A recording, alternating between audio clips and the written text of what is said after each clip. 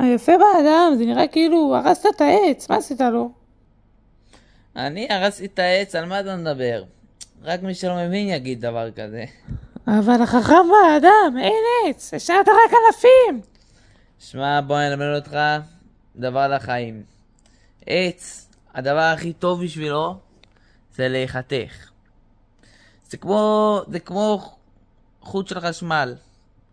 נשרף, אתה חותך, ואז זה עובד. מה, קיצרת את זה.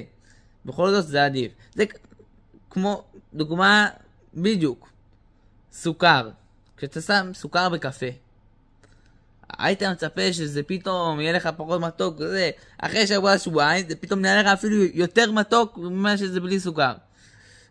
קיצור, אתם מבינים? זה לא רע. זה כמו שמישהו עושה סרטונים מטומטמים ומפגרים ומעלה אותם ככה לכולם, והיית מצפה שכולם יגידו משוגע, לא רוצים לדבר איתו, זה. בכל זאת, הנה אתם רואים, כולם אוהבים אותי. כולם אוהבים אותי. קיצור, תלמד כלל החיים. העולם הזה הוא מטומטם, הוא הפוך מההיגיון. אתה תעשה משהו, זה בדיוק הפוך. קיצור, אתה תעלה דברים מטומטמים, אתה תהיה ראש ממשלה. וואי, אתה גאון, את האמת, רק עכשיו הבנתי למה זכית לכינוי החכם באדם. לילה טוב לכולם.